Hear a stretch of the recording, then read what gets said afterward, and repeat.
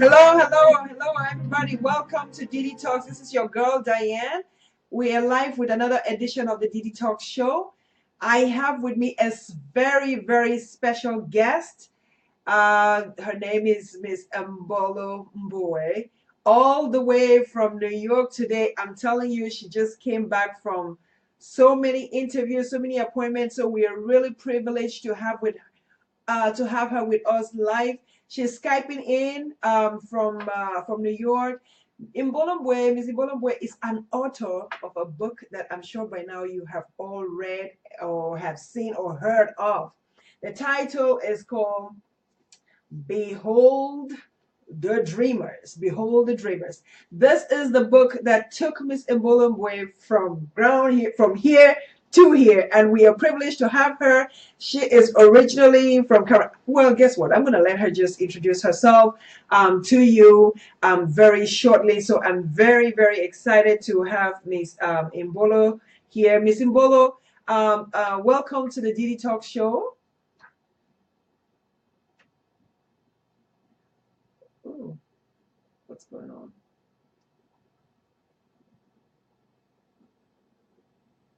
One second, we have sound. What is going on? To have her.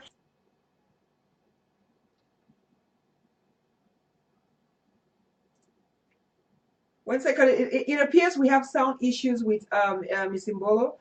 One second, while it appears we're having sound issues, so just give me 1 second while we correct that issue so that the audience can actually hear you properly.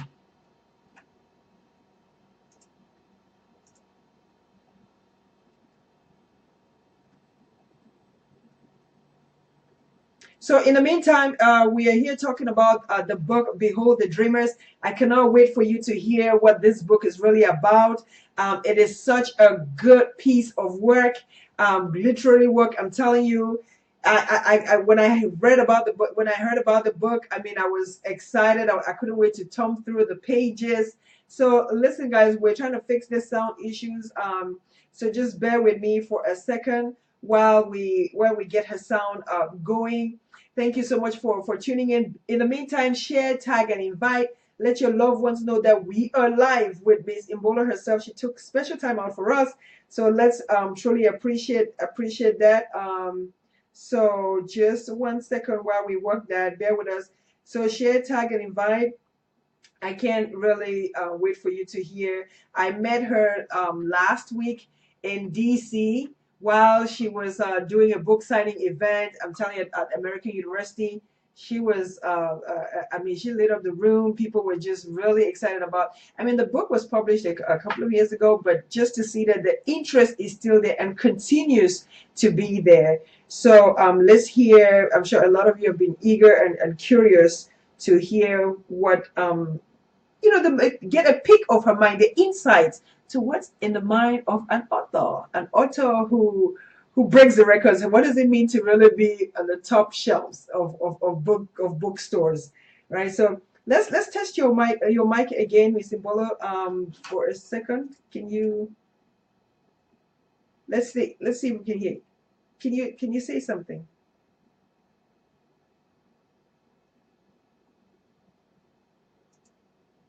1 second. What is going on? We could hear you earlier when we tested, but I'm surprised the sound is still an issue.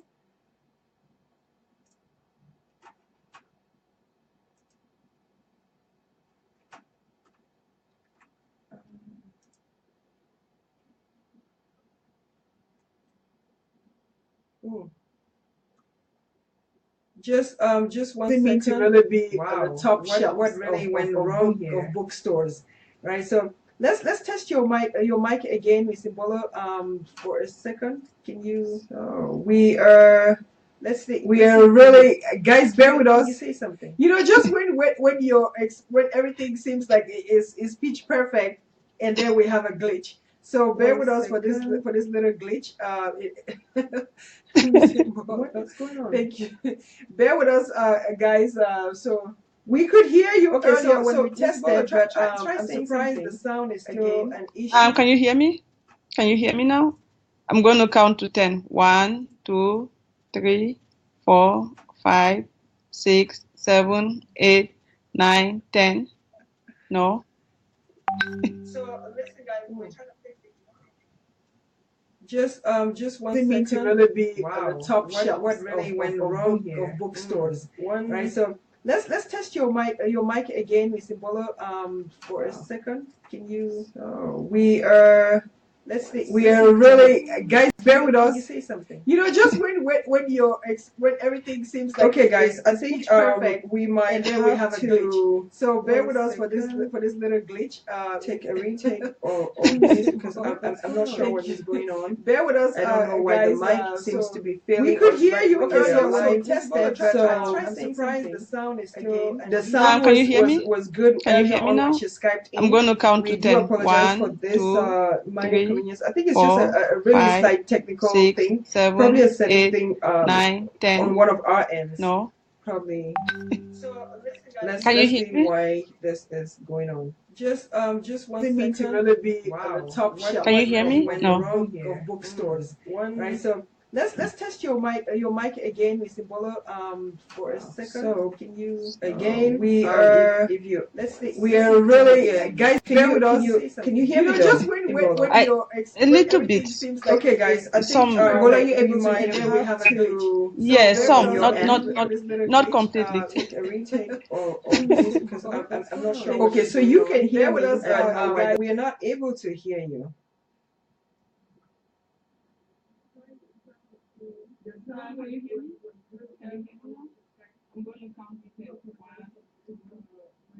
Oh, okay. So I believe we're hearing you. Okay, so okay, yes, I think we're hearing you just fine at this point. We're hearing you fine at this point. Yes, yes, I can hear you. So so we can proceed. We're good to go.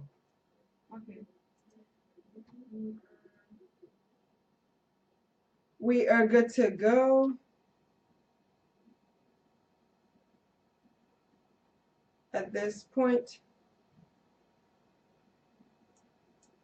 So again, like I mentioned, guys, we have Miss Imbolo here with us, live from New York, author and winner of the Penn Faulkner Award for Fiction. The book has made record in the bookshelves. It was also a New York Times Book Review notable book of the year. It made it to the Oprah's 2017 book club selection. So I mean, for those of you that will figure out how she made it there. But so this is a prized possession that you really make sure you want to have it on your shelf. So Miss Imbolo, once again, welcome to the show.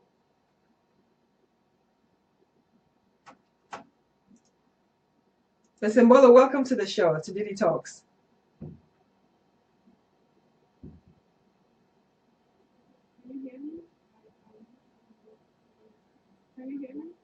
Yes, I can hear you. I can hear you.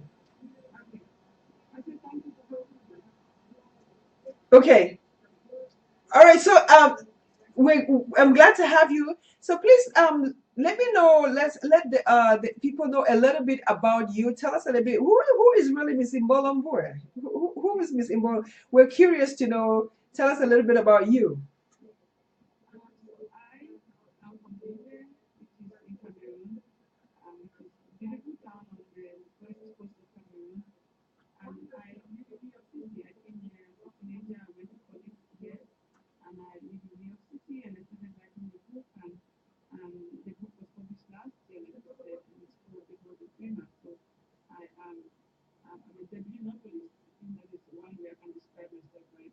A debut novelist.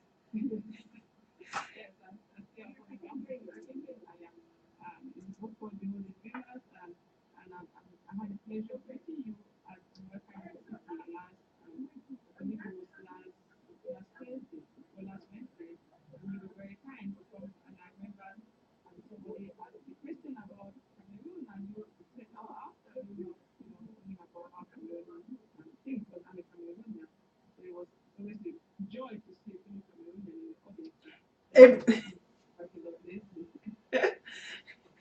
absolutely, absolutely. It was. I think the audience was really curious about Cameroon, and I eventually had a chance to meet. I think there was another girl too who was a student on campus, who was from Cameroon.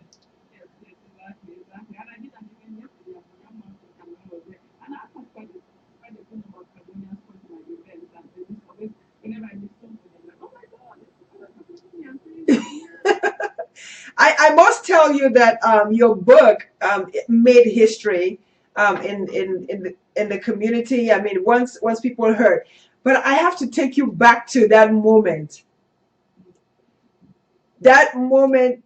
when you got a book contract, the book deal, and then not only do you get the book deal, they tell you the book, you're getting this amount of money, this huge $1 million contract for a book that you wrote. How was that moment for you? How did you, I mean, how did you feel, first of all?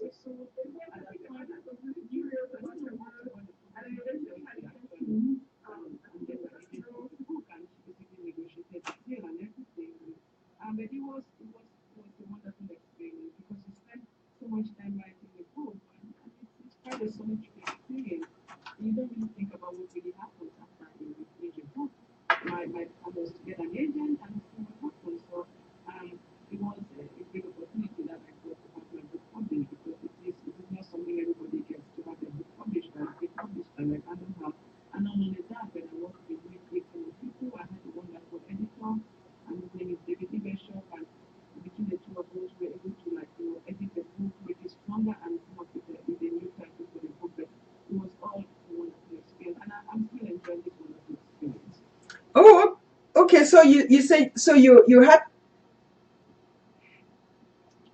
Mr. Bolo. Can you do you have a chance to up your volume? Apparently, the comments say your volume is a little low. Can you increase the volume on your computer? Okay. I think we'll work with that. We'll work with that. I think we just have to. Okay. Oh, okay, that's great. So I'm curious. So you said with your audience, with your team, you had to rename the title because the title is quite catchy. Behold the Dreamers. I mean, in itself, just the title has a lot of message embedded into that. So you say you had to. So what was the original title? Now that you say that, I'm curious.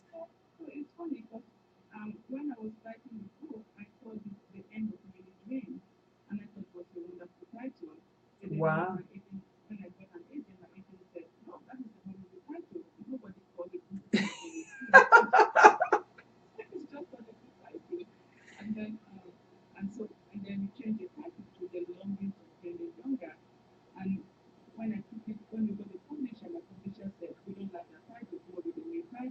Mhm.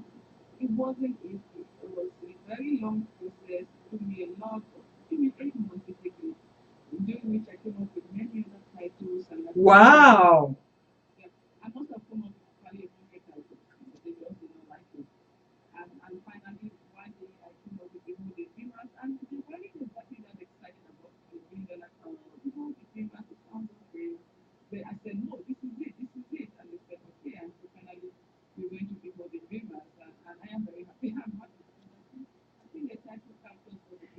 It I think it really does. I think it really does because without giving too much about the book, but you see that I think your original title, which says the end of dreams. I think you're talking about like Nene's story. You have somebody who has a vivid dream, and even Gender himself, who are like one of the main characters. You come to America. Everybody comes to America with a big dream.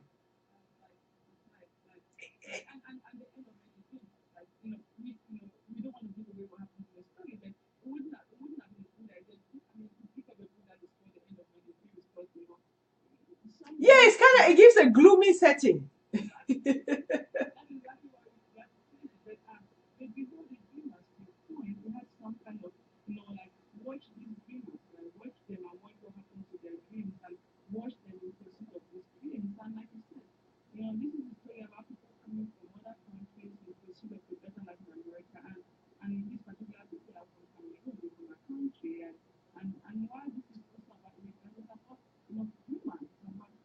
The human story.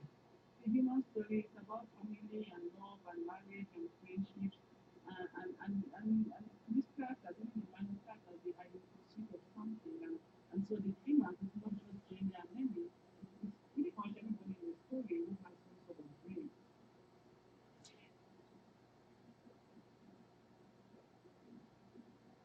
Okay. I think you really truly talk about, we see a lot of the dreamers, people who come from far away, and they set in New York. New York is known to be the melting pot of America, and you have the subplots in there, all those side stories we see. That, I mean, really, you showcase a lot of mixed cultures. You have the francophones, you have I mean, the different characters that come into play in the narrative. I'm curious to know, as an immigrant yourself who came into America, what was your own dream initially when you first came here? Everybody comes to America, you have a dream, some kind of dream. Was there anything to behold of your dream? Well, I came to college, right? I came here to go to, I went to Georgia to New Jersey. And I can't say that I really had any sort of a big dream. People say, oh, Imbolo Mbue, what do you dream? I'm not much of a dreamer. I don't know how to explain that. But I came here and I was thinking, okay, I'll go to college and then I'll see what happens after college. And what happened after college is that I started writing as a hobby and I had a good number of jobs after that. And then I ended up going to graduate school. I moved to New York City to go to graduate school and got my master's, not in writing, but in education and psychology. And then eventually I found myself unemployed and I started writing. So while I do love writing, I can't say that I had any sort of dream. I think my dream has always been to use my potential, right? To be the best in Bologna, to be the best me, and to wake up every day and do my very best, and to live a life of kindness and treating everybody with dignity and respect. Mm-hmm. And that is what I try to do with the characters in this novel. My hope was that I treat people with dignity and respect, not only in life but in literature also. That Mm-hmm. I treat them so. And let's see what comes after that. And for me, what came is that this book, Before the Dreamers, came out of that desire to understand what my fellow humans, whatever their dreams are, whatever their stories are. I wanted to have a better understanding. Okay.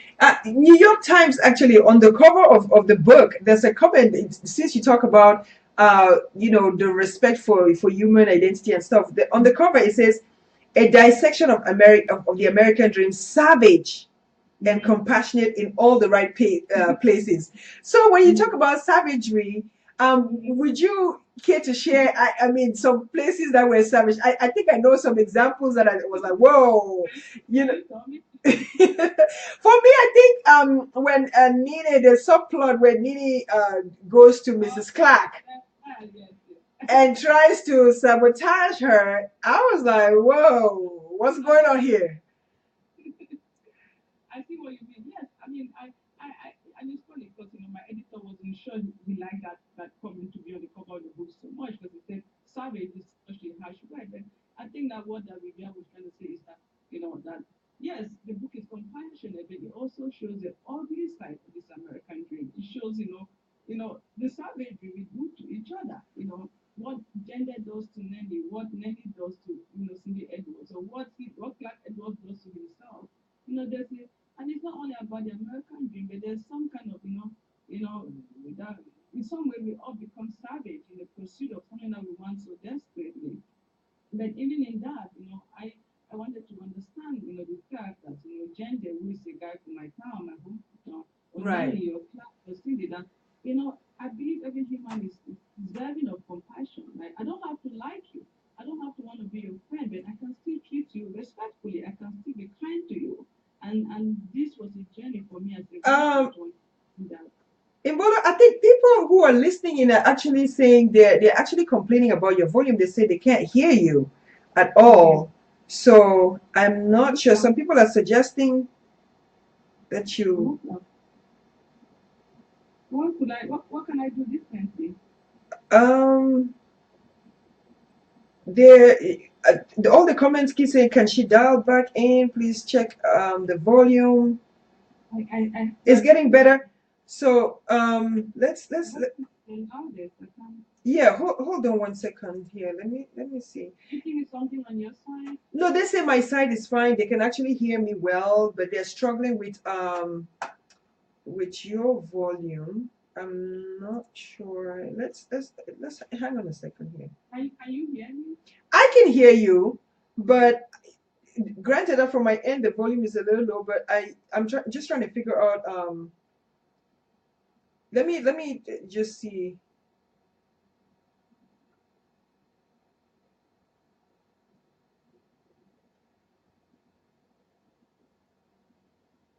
Yeah,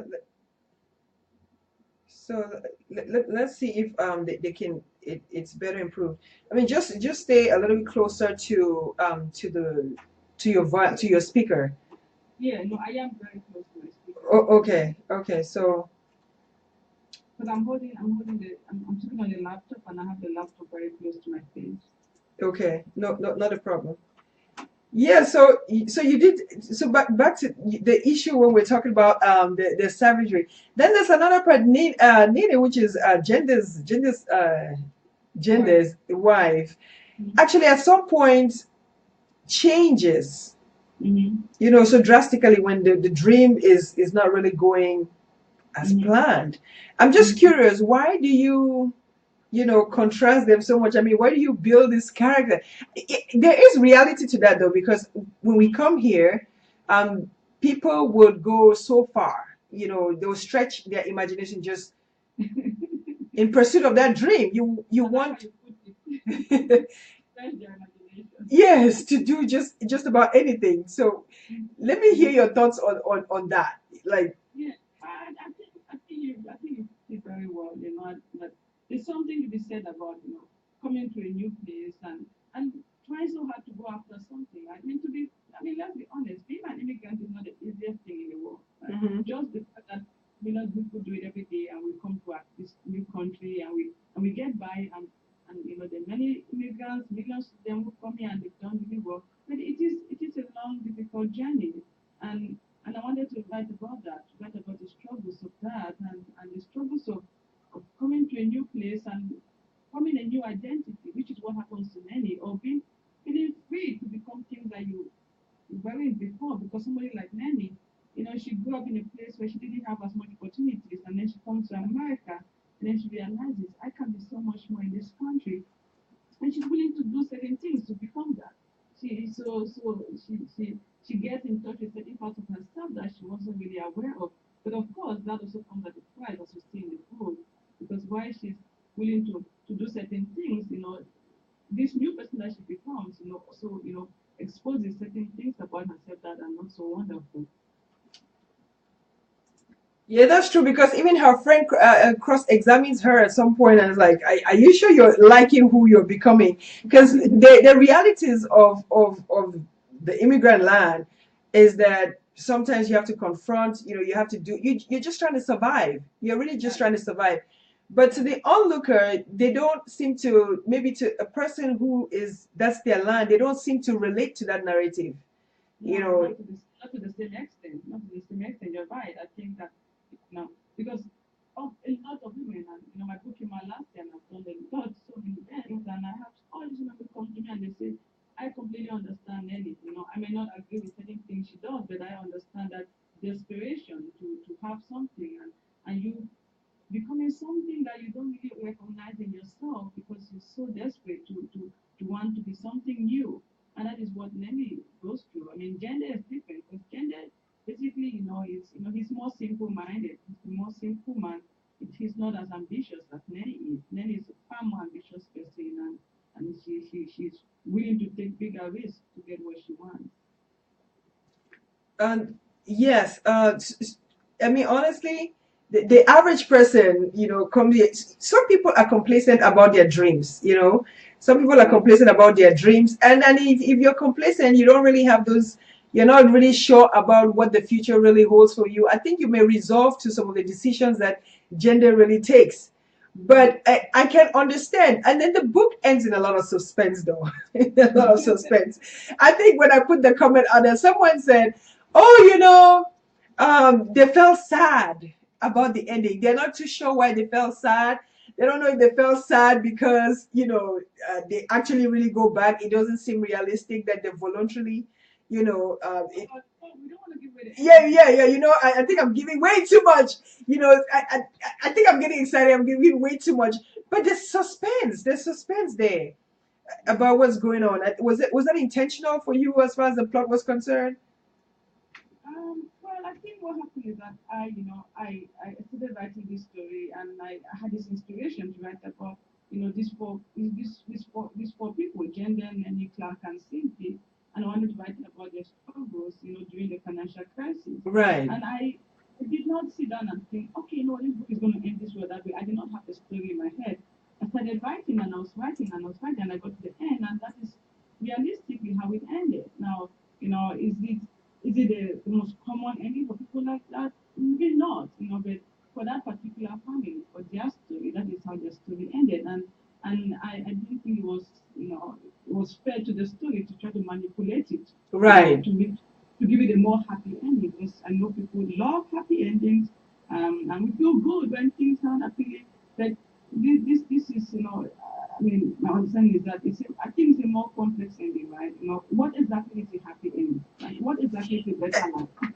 Exactly. That's a good question to really ask. What is a happy ending? Because there are two ways of looking at it.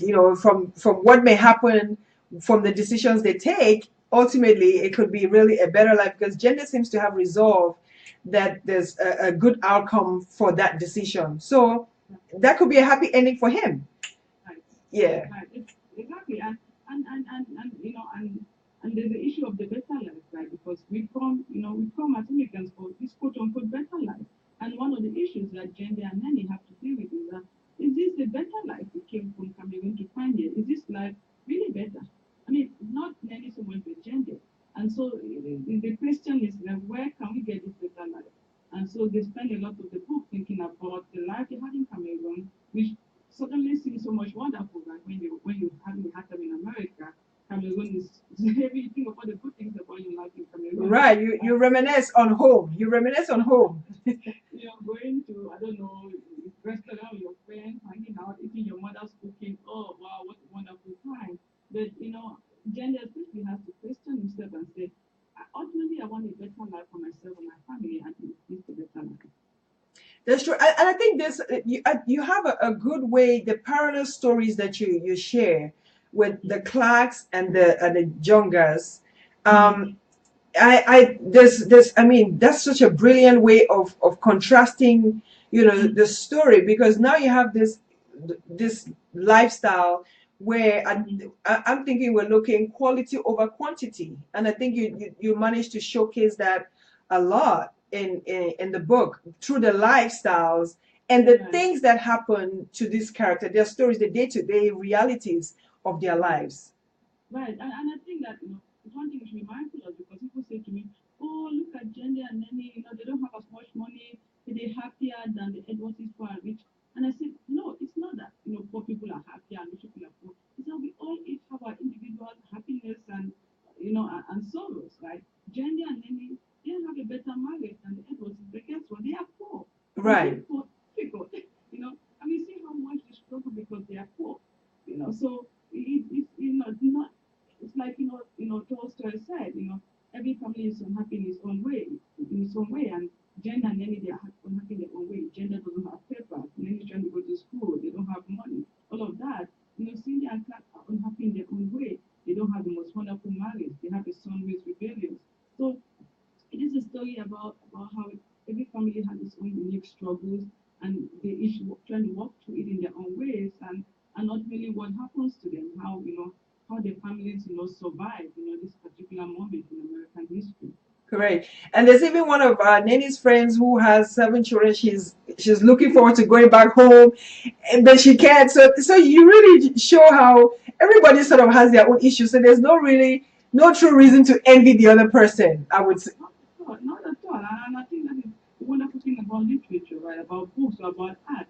it shows you the complexity of the human condition. Right. Nothing is what it seems. Nothing. I think to look at one, a picture of somebody's life, or to meet them in one moment and you think you know them or because they look something, you have to be very careful about that. And there's so much more to people, so much more behind the scenes of their life that we do not know, and that we should be willing to ask questions and to be willing to get to know them better.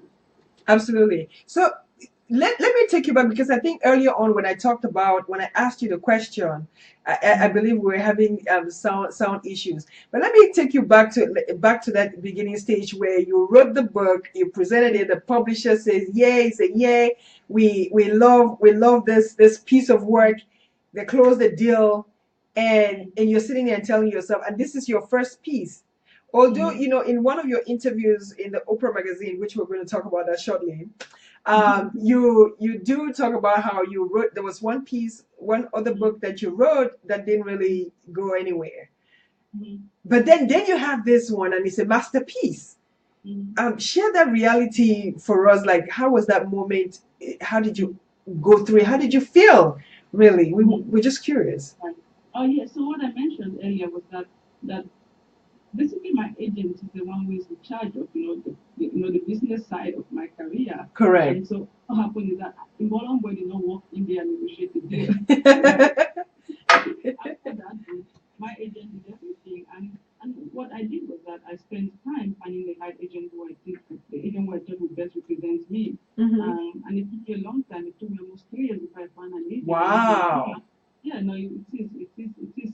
For me, it was very hard. I know writers who immediately they get an agent. For me, it was very hard getting an agent. And when I finally did, she took it there.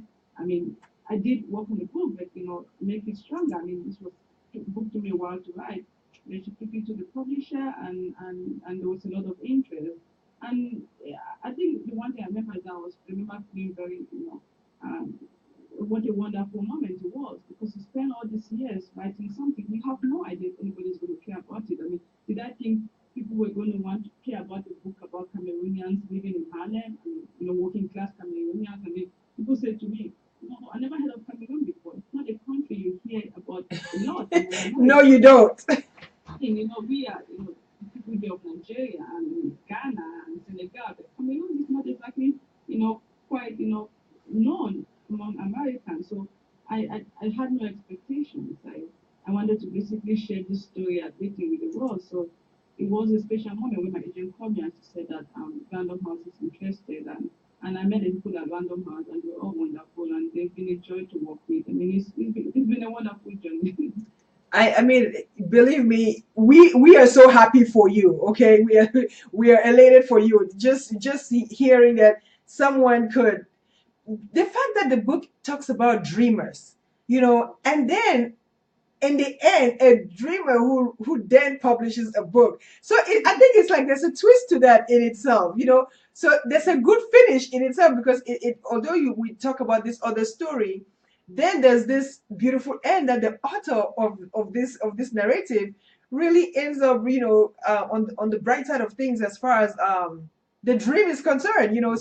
So everybody does not really have the necessary good finish, but then you finish strong. Yeah, but there's no end, right? No You're right. There's no true end. I am sitting here, right? And I am here, and I will carry on the next moment. I think that to your point, yes, it is. It is something that says a lot about opportunities being given. But I think we should be careful about just looking at this story and making it into a story about a dreamer having a success, because there's a lot more to the story. There's a lot about the sacrifices I had to make, and and and and there was a lot of rejections, and there was a lot of failures, and there was a lot of me thinking at some point, wondering, whether I should, forget about this book thing, because there was, I wasn't going to keep on trying to get my book published forever. At some point, I was going to say forget about it. And there was a lot of that, and even after my book was published, there was still challenges. There was still challenges involved. So, which is why I talk about writing and not making assumptions based on one image, because this is a journey. There's no destination. Imbolo Mbue woke up one day, she wrote a book, she found an agent, he got published, she won an award, it became a bestseller. It is still a journey, and my dream is to wake up every day and be the best person that I can be and continue doing this journey. And that way, when it's over, which is going to be the day I die, which I hope is many, many decades from now, that I would have given my best, but I do not see this as some kind of a destination. It is part of the journey of me, growing every day and improving and giving my best to the reason I was created to give my best. Mm. And you touch on some very, very good points there. One of the things that I want to talk about, you talk about some of the challenges. Coming here or anywhere in the world for that matter, being an author, being a writer is not a traditional path. So it's not one of those conventional careers. It's one of those things you tell someone. Number one is not everybody will write a book, first of all, that will be published, or will write a book that will be published and then will okay, so there you are. So what do you have to say to a writer who is probably maybe in Africa somewhere or in some third world country or even here? They believe they have that purpose in them, that calling in them that says, this is their path. What would you advise for someone who is aspiring to walk that path? Right. What are the key things for them to look forward to? Right. I think it sounds like a cliche, but it really is, there's something to be said for persistence, right? Yes. And not only being persistent, but also getting better, also keep on working. I mean, whenever I was rejected, I didn't say, oh, I was rejected, they don't like me. I said, you know what, I'm going to get better. I'm going to get better. So I spent time rewriting this book. I mean, wow. How many drafts I wrote, but I don't know whether you were there at American Institute. I talk about like I must have been reading this book dozens of times. Right. It must have been 70, 80 times. So that is how much I worked on it, and because I knew that nobody was trying to hate me. Everybody was saying, "Oh, we don't like Imbolo Mbue. We're not going to publish that book." No, it wasn't personal. It wasn't personal. On the contrary, people have been so good to me. People have been so kind to me. I mean, I've had the most wonderful experiences. So I wasn't thinking that was personal. I was thinking that I'm going to get better. And even if I worked really hard, even if I wrote the best book and nobody published it, I would still be proud of myself. Right. I would still wake up every day and say, you know what, I did my best. So nobody wanted to publish this book, but I still woke up every day and I worked really hard, and I'm very proud because guess what, Diane? There are many things that I worked hard on and did not succeed. Wow. Yes. Things. So my book succeeded, but there's other things that I worked hard on and I gave my best and it did not happen. So I think that what we should focus on is the action, right? Is the doing, is the belief that that we have a role to play in this world, whatever that role is, whether it's doing somebody's hair or being a chef or sweeping the street, that you have a role to play, and that and then you wake up and you do your best, and you might not be rewarded publicly, but that your work is going to impact somebody, because the people who changed my life and they don't even know it because they did things that nobody knew publicly, but yet it still matters to me and it made a big difference to me. Wow, wow, wow. Yes, I mean, the message you're giving about just being persistent. I think your evidence that you were persistent with the work. Just you say it took you 3 years to do that work. But how did it feel for you? I kind of read the article, but here you are. You finally got. You said there are many things that didn't work. Some worked, and some didn't work. But now you finish this thing, it's published, it's on the shelf, and then you get a phone call. This miraculous phone call. So to top the icing on the cake, right? So you get this phone call, and it's from the queen herself, Oprah.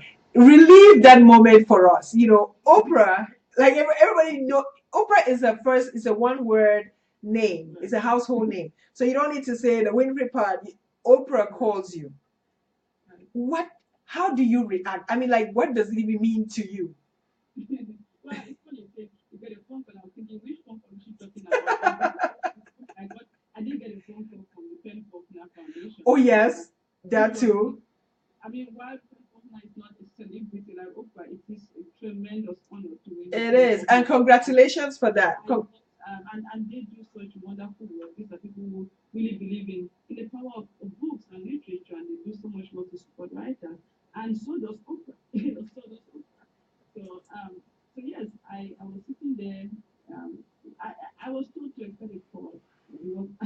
was told that somebody was going to call me, even though I was misled. They didn't want to give any clue that it was Oprah, so I was misled to thinking that it was somebody else. And then I was told to wait for a phone call, and then I started thinking, oh boy, I wonder who this is. And I started to think about it. And my agent said, don't think about it, just take a phone call and talk to the person.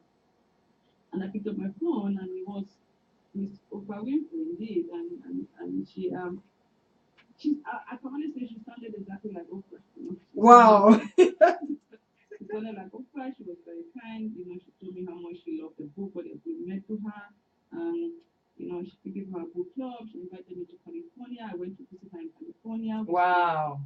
She's just a really, really kind, generous person who supports not only writers, but many people who wake up every day and do their best. If she has a chance to help me in any way, she's going to do that, and that's what she's done for many writers and people who are not writers also. So it was a tremendous joy, to spend time with her. I know. I mean, there's so many people who just, I mean, we just watch Oprah on TV. I mean, we just dream of that moment, like you, and then now here you are, just getting a direct phone call from Oprah, So, girl, I want to say thumbs up. Okay, you're working on an excellent lane. Congratulations on all that you are doing. I swear, just stay at it.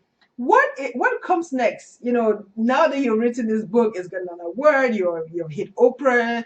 I mean, you've all the exposure. What is next in the pipeline as far as Imbolo is concerned, as far as your writing is concerned? Are we going to see movies now? Maybe are we going to act a movie? Or is there a sequel to that? Who knows? Let's hear. Well, what is next is that, like, actually, so this we're having this conversation on October 19th, right? Yes. So I am going to take a break from doing any events. I was glad I got to talk to you because I'm taking a break from doing events, so interviews for a while. Yes. So that I can catch my breath, and then I'm going to keep on talking and doing more events next year. As far as movies, there is Hollywood interest, and there is Oh, we heard it here. and the final stages of negotiations, which until everything is done, I can't say anything. I've been told that if a movie does happen, I can be an extra in the movie, so maybe you get to see me as an extra. You're going to be an extra in your. That is too funny. That is too funny. Yeah, the way Hollywood works is that, like, there's always thinking of something. It doesn't mean it's going to happen. Right? Just to Right. clear. It's like, oh, let's think about it, and it may or may not happen, and it might happen in 20 years time, or it may never happen. It might happen in 5 years time. But yes, just all I can say is that there's Hollywood interest, and if it does happen, I hope that maybe I'll be one of many friends at the party or something. All right. So she's moving from author to actress. No. I said extra. Hey, if you're in the movie, you're an actress. Okay, so you have a new career path on the way. Nothing's gonna do me more crazy. Yeah. So I mean, we are looking forward to that. Are there any more books in the pipeline for you? Do you think you continue writing? So the thing about my year, wonderful year, I mean, I've had and I've enjoyed myself. What it means is that I really haven't had time to sit down to write because I've been doing a lot of talking. I've traveled quite a bit this year, but I haven't. I'll confess that I haven't written since January. So I do hope that when I take a break, which is going to start next month, which is holiday season, there isn't much to do as far as traveling wise with books. I hope to get back to writing. Yes, I do hope to get back to writing in the next few weeks and months. Mm-hmm. But nothing that I can talk about. I just hope that I can, now that my study for the year is pretty much over. Between now and when I start traveling again next year, I hope that I will sit down and I'll get back to writing because it's what I do. I do love writing. Writing is just such a beautiful experience for me. Oh wow! So I mean, we're looking forward to all the amazing stuff that you really have for speaking engagements. I mean, really, we want to find out from you, like, where can people find this book? What is the before I even get to that, which is the character that you most relate to in the book? That's my trivia for you as an individual. Yeah. I think, just because he's from my neighborhood, I really like gender. Okay. I like gender a lot. He reminds me of like some men I grew up around. He's a kind guy. He's respectful. He has a good heart. He's not a very smart person, and he makes some, he has poor judgment towards the end of the book, and he does something which is regrettable. But I have a soft spot for gender and the genders of the world because somebody who life didn't exactly give him a lot, and he tried and worked really hard to do the best for himself and his family. And of course, I admire Nomi. And I do, they all have a special place in my heart. Cindy, she's so broken, but there's something about her that is still so human. And Clark, who is flawed, but writing about him really got me to understand, another world that I did not really know as well. And all of them, but I think that because I started writing this story about gender so much, it was about this chauffeur from my town. Right. That there's something that really bonds me to him. Okay, so let me read a question that somebody has from the audience. So Alice Nako says, I have sympathy for Clark, for his family to have all the luxuries. He had to work so hard and sacrifice a lot. Any thoughts on that? So she has sympathy for Clark. Right. And she thinks that Clark too also had to sacrifice. Clark had to sacrifice a whole lot. But then in the end, I guess we understand some things that happened to Clark. Right. Yeah, no, I think Clark is a sympathetic character. So, and some people don't like him, but and that is fine. But to me, there's something about him that and people like Clark that we don't spend time thinking about. Right, this is a man who is very wealthy. He works on Wall Street, and so on paper he has this wonderful life. But look at how broken his family is. Right. Look at the price he has paid. His wife is not exactly madly in love with him. His son, rejects their lifestyle. And he's confessing his feelings to his chauffeur. He's telling his chauffeur how he feels about life.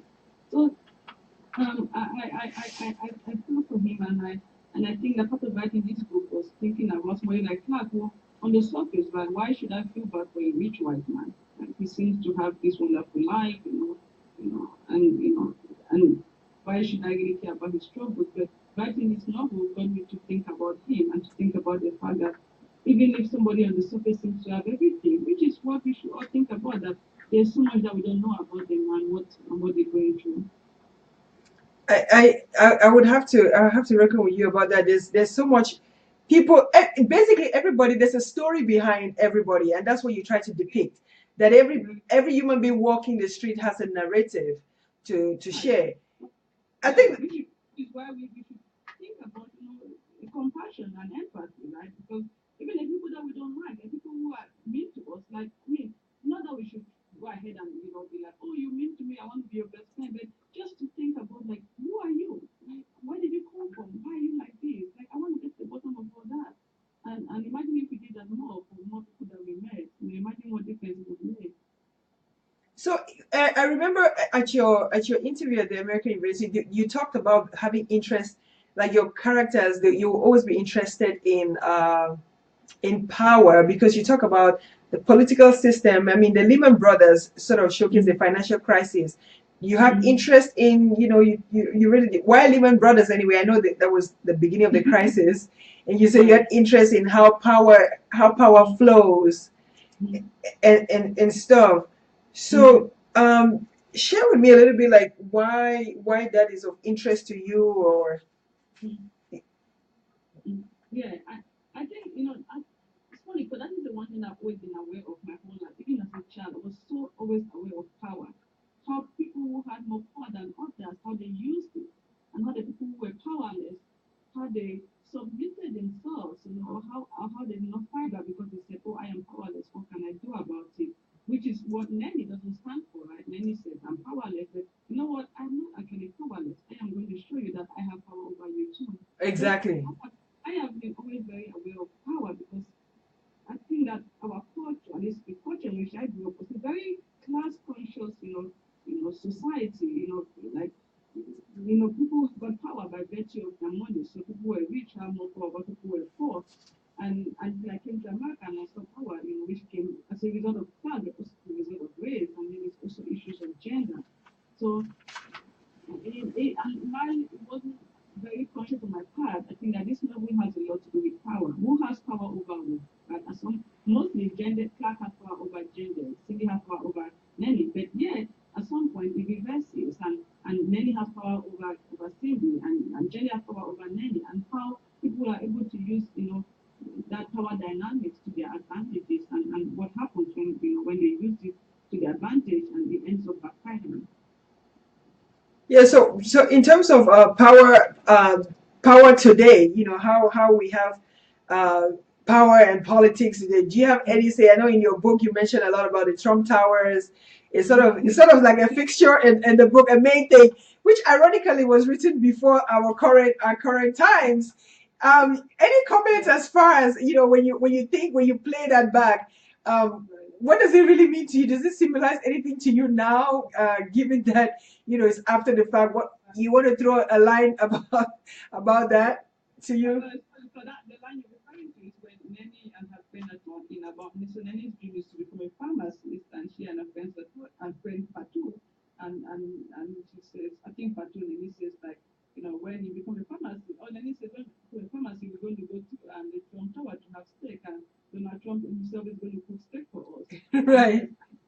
I got this line way before Mr. Trump was president, even before the nomination. So I mean, at that point, no, I did not think he was going to become president. But it is just sort of interesting how you reference him in the book, and today, look at what happens. So if you're reading it in real time, you're thinking, wow, she actually wrote that.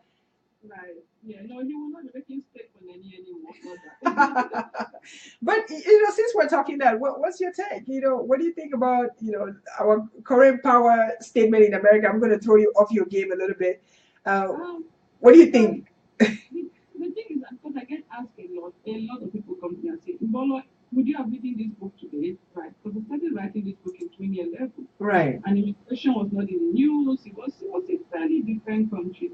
So I'm asked, would you have written this book? Because this book, like that New York Times, comment said, is savage and compassionate, and I write, I guess my goal was to write honestly about the experience of people like myself.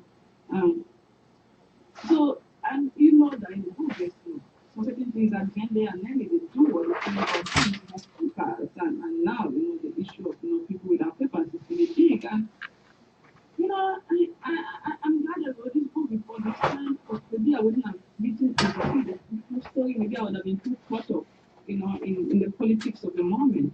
The writing in 2011, 2012, 2013, I did not think about the politics, and I did not think about, what, the agenda or anything like that. I wanted to tell this human story. As far as what I think, again, back to what I said, because I said it not because, it's some kind of, talk that, just for the sake of making it fun, but because this is what I learned in my journey as a writer. The importance of empathy, the importance of really discovering other people and their stories. And like you said, everybody has a story. And I think that part of what is happening in this country is that, like, we are not recognizing that enough, that other people have stories. We are so quick to make assumptions. We're so quick to judge. I included. We're so quick to label people as bad. We don't ask what happened. Why are you this way? What happened to you here? How can I understand you better? We don't ask that. We just want to put people in boxes. Wow. Label people. And it is not the best way to live. And for me, as a writer, it wasn't the best way, because if you want to know why I was being rejected, it's because people could tell that I was judgmental towards black or judgmental towards Cindy. But the moment I started examining myself, I started writing a better book. Wow. Not to say that I am non-judgmental right now. No, I am a work in progress. But the more I think that when we start asking ourselves, like, how can I be kinder? How can I be more compassionate? Then we start, it starts flowing from us to other people. So I just think that that is part of what we need. This desire to not be so quick to judgment, to not be so quick to condemn, but to Right. ask that people to tell us their stories and to understand them and to listen. And even if we disagree, right? Even if you don't want to be best friends with them, to at least listen and give them a chance instead of saying, oh, 11 million people, we don't want them in our country. Let's build walls. These people are bad. Like, what is up with that? What? I think, there's a much better way of going about this. You know, I want to you mentioned something here. You said the book initially it showed that you were being judgmental. Let me take you back to a place. Is it perhaps were you judgmental because you're coming from the bitterness of the crisis? You being you're a graduate, you're unemployed. Do you think that affected perhaps your perception of how you saw perhaps even the power or just the dynamics? You have these people making these decisions and not considering perhaps your story. You still have to go back to your life and face your bills. Do you think that affected your point of view, your judgment towards the characters, maybe? Yeah, I mean, I live in New York City, right? I Yeah. live in New York where, I used to live in Harlem, and then you walk a few blocks down, and then look at the amount of money in the Upper East Side. Right. I live in a place where I saw gross inequality. I saw gross marginalization. So of course I was judgmental because I was angry. I couldn't get a job. And it wasn't even at that point. I think that, as a black person, as a woman, as an immigrant, as somebody who, doesn't exactly come with a lot of money, that I have seen the way the world works. And I Wow. decided then what, this could be done to an us versus them. Like, oh, they're the rich people against us, the poor people. They're the whites against us, the blacks. It is not like that. So that I think that judgment comes from saying that, okay, I may not agree with the way this is happening, right? I may not agree with how, there's a 1% and then like 9%. But let's take that out of the equation and let's look at the human beings. But this all comes down to human beings, individuals. Right. It's not just people be put in boxes. These are humans, right? And that is what I did to Clark Edwards because I did not like him. He was a rich, human borders. You didn't like him. No, and Cindy was who I liked very much because she was a socialite and entitled, right? And if you had read this book in the beginning, you would have seen that like Imbolo Mbue, you were judgmental toward these people. Right. And then on Jandy and Nene, I showered all the kindness. Oh, I like them. I like them. They like me. They're from Cameroon. They immigrants. I understand them. But what was the point of why should I be kind to Jandy and Nene and not be kind to Clark and Cindy because we're from the same crowd? No, it shouldn't matter. It shouldn't matter. I know it's easier, but it shouldn't matter. I should treat all of them with the same dignity and respect. And that did not come easy, Diana. I can tell you that it did not come easy. It was a lot of pushing. A struggle with yourself, so you had to battle within yourself. Yes.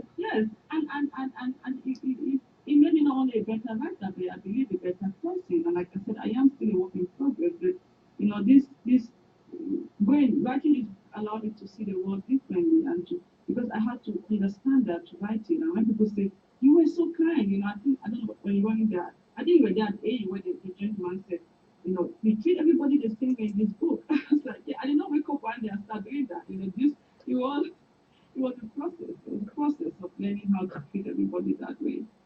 Okay, so I see that being kind to humanity is a big thing for you to in today's times. What is the message that you have to give to just the tough times that we're facing today? I mean, I think the world, not just in America where we are, but just really across the world, people are fighting one another. What do you have to say, especially, the power of words, spoken words being written words or in movies or any spoken words, in your capacity? What is some of the message that you would think you would want to share with people as far as, just living in a more harmonious world? Right, yeah, I mean, like you said, that is exactly it, right? The power of words. I mean, I think not only the words you use in your mouth, but the words you say inside your mind. The words you say to yourself, the words you think about other people, the time you spend on those, having those words in your mind. I think that it really begins with all of us. I mean, I think Mahatma Gandhi said it the best, where you be the change you want to see in the world. And that change starts with each of us. It's not a matter of going out there and telling people, do this, don't do that, do something like that. I don't think that is a huge consequence. I think the biggest consequence is you doing the work in your own life, on your own self. So that difference that you are, that light that shines in the world. So it doesn't start with you telling other people how to be, and that's what a lot of questions. Imbolo advised me, told me how to do this, told me how to not do that. And while I'm happy to give advice and share opinion, I know that the biggest difference I can make is by me going out there and living this effort, of goodness and integrity. Wow, wow, wow. Yeah, that's, I mean, you've become, I think, once you find yourself in this role, you ultimately de facto become a role model, you become someone that people actually look up to. So, and indeed you are. I'm not good at giving advice to children. You have Did you say you're not good at giving advice? I'm, I was asked to give a speech recently of advice to young people. I was like, oh God, like, because it's not what I think I'm best at. I think I'm best at. I think storytelling is what So, I so do. you're basically, so you're saying that that would be considered your weakness. Well, I think other people are better at telling people what to do. Somebody like you, I imagine that you'd be very good at advice. I won't take that, but I try. Let's just say I try. But I'm asking you, can Africa, can Cameroon expect you on a book tour soon? Can they see you something? Can they say, oh, you're going to come back, especially to your alumni? I'm sure the girls out there would love to see someone from Sika come back and talk to them. Yeah, no, I have been invited. The government invited me. I think it Wow. was last year. I was invited by the government to something in Yaoundé, and then earlier this year I got an invitation to some organization wanted me to speak in Douala, and I would love to do something in my part of Cameroon also.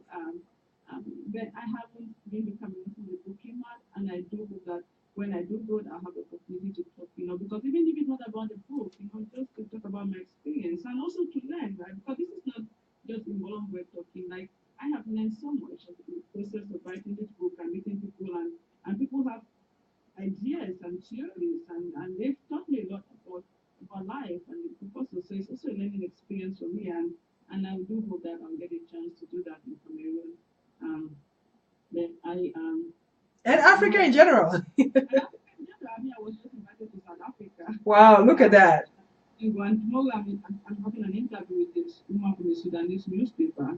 Yeah, no, I've got tremendous amount of support, not only in America, but from all over the world and from Africa. I mean, my fellow Africans have been very good to me, and I thank you all.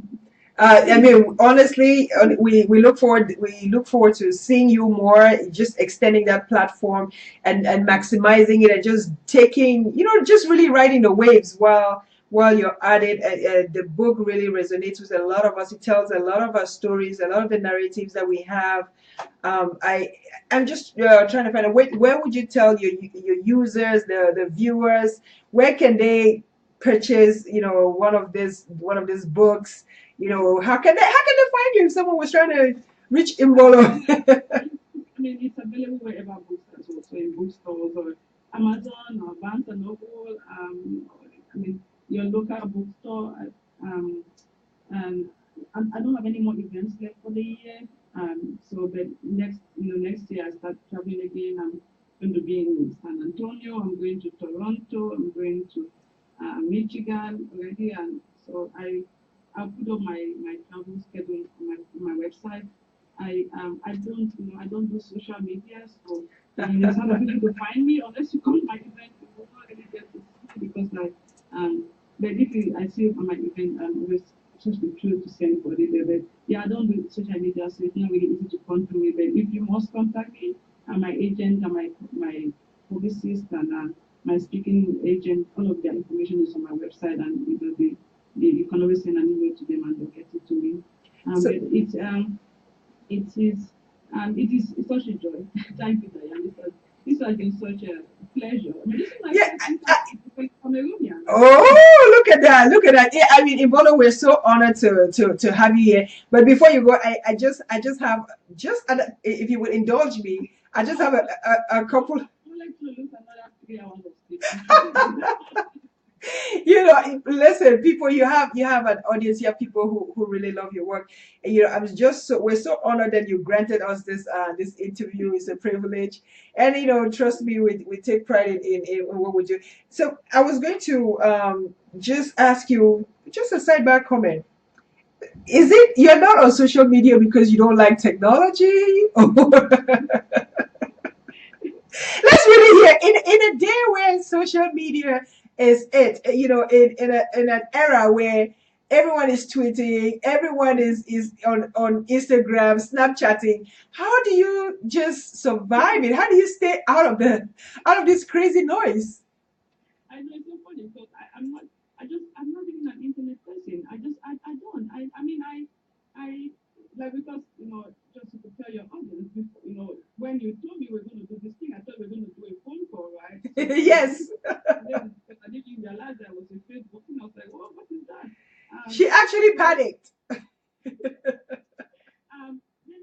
don't think I have the capacity for it. I am somebody that I prefer to, I do like my solitude. I do like my quiet, and I don't have, I know social media is wonderful. I mean, I've heard wonderful things about it, and I've heard friends say to me, so somebody tweeted this about you, and there's a photo of you here, and but it's just not for me. That's what I can say. It's not for me. I commend you guys for doing it, and I thank you all for doing it. But I think I'm better off, staying on the internet and reading and writing. Right?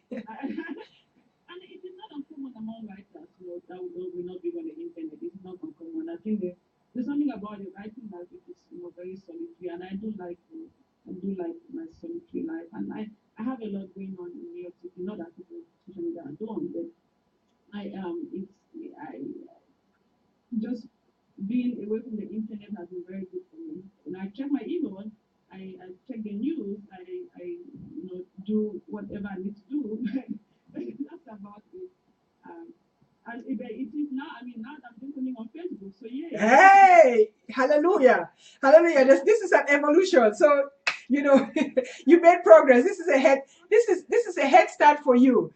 So maybe you might just enjoy this and go create an account. I'll be back once a year. That's we're always looking forward to host you anytime you decide that technology is going to be your friend.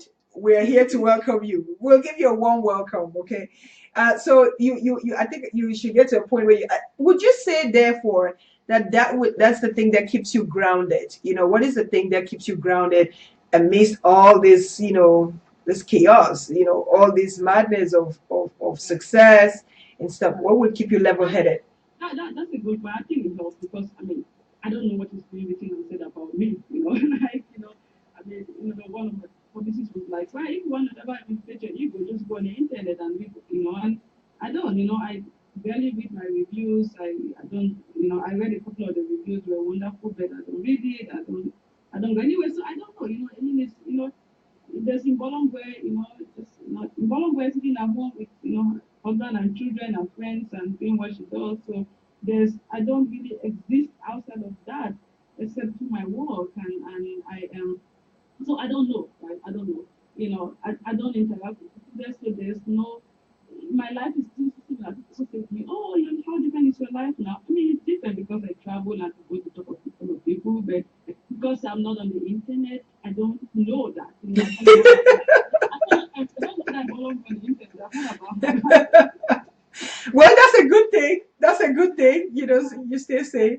Yeah, I mean, I like that. I mean, a friend of mine the other day, he said, people are saying this nice thing about you on the internet. When are they going to start saying mean things about you? I said, I don't know. I will never know. They're not seeing enough of you to say anything. Yeah, you still, and for those who do it, it's wonderful. But for me, I think it's better that I stay away because you just asked about another book. Maybe I better stay away so I can maybe rest on that one. Well, if that's what it's going to take for you to write the other book and come up with juicy stuff, we're going to indulge. We're going to indulge you on that. So No, take. it's not my thing. That is the short answer. And I think, like I said, I think it's wonderful and I'm thankful that we did picture to be on this today. Okay. So before I release you, I just wanted, since I know you may not be seeing this interview yourself, let me read a couple of the a couple of the comments that so someone said, I think this is Elma Nenej Jimenez Shadzakara. She's a journalist in Cameroon TV. She said, "Congratulations, girls! Powerful women. Keep the flame burning. Women are changing the world." And then there's Erinze who mentioned that she has good plans for the future of her career, and they give you a thumbs up. And then there was I think another comment about, I was just reading the few comments that were talking towards you. So they say women are changing the world. You have any last comment to state to that? Anything, any remarks about women changing the world? Yeah, no, I believe that. I believe that, that women are going to be the first ones changing the world. There's maybe that, for in history, women have been, marginalized, but we are powerful. Uh, we just like men are powerful. All humans are powerful, and nobody should tell us otherwise. Nobody should make us ever question how awesome we are, how marvelous we are. And I think that is one thing that helped me my whole life, is that nobody ever, made me question myself. Wow, that's good. Yeah, not, I mean, it's just, and nobody should make anybody question themselves. You should know that, I was born like this, and this is who I am, and I accept that. And we should all be proud of, the fact that we were born and given something special, and accept it and live with it.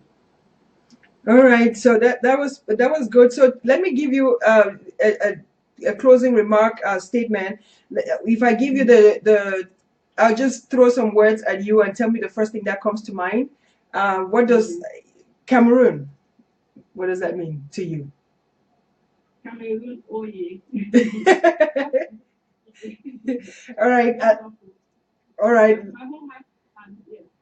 Okay. So and then love. Wow, that's everything. Everything is love. I don't know. Love, peace, and joy. Mm-hmm. It's 10 p.m. Okay, okay. So it's 10 p.m. your time. Is your bedtime. She wants to go to bed. Okay. So I was only going to give you 2 or 3 words anyway. So but Miss Mbolo. Okay, you're time conscious. That's fine, Miss Mbolo. I know you went out of your way. You broke. It wasn't about the time. It was just the fact that my brain is not working very well. That's fine. That's fine. I understand. I mean, it's late your time, but I want to say we truly appreciate you coming out to do number one this live interview. You went out of your comfort zone to do this. We appreciate you, and I just want to say I wish you all the best in your endeavors, be the movies that are whatever it is that is in the pipeline in the future. We are here. We have our ears to the ground to look out for you. We can't wait for what's next. Since you're the best kept secret, uh, we would say, but I want to leave the audience with make sure you get your copy of this book, and anywhere you find Ms. Mbolo, if you hear that she's on a book tour, please go out there and get your own copy signed and stuff. This was a really beautiful moment. We really got to hear a little bit about you, got an insight of your story. I enjoyed it, and I think, like I said, it's I've done so many interviews at this point, and but I haven't yet done something with the Cameroonian on their own channel. So yeah, I did do something with the Cameroonian. It was for BBC, and it was different because it was for BBC. But this is different because it's your own thing, and I think it's while I'm not exactly that set up like you are, because you look very good. Oh, thank you. You are Imbolo. While I just started my time, I'm still glad we did this, and it was such a joy for me and such a privilege. It really is a privilege. Your kindness and support, it means a lot to me. Oh, thank you so much. Thank you so much. So I'm going to release you so you can freely go back to bed. You can go to bed. I know it's late your time out there. The world is going to wake up to this beautiful interview. We're really so privileged. And Bolo, all the best in everything that you do. Thank you so much for sharing this hour with us on dDTalks. And that would conclude our beautiful edition today. Everyone, we were privileged to have the author of the book, Behold the Dreamers. Truly, we saw how the immigrants were beholding them. We heard some good stories, some good episodes, and we hope that you go in and read all the suspense, all the intrigues, all the good piece of literature that you have there. So enjoy it. And I always like to sign off by letting everybody know that if you haven't heard, if anybody hasn't told you that they love you, remember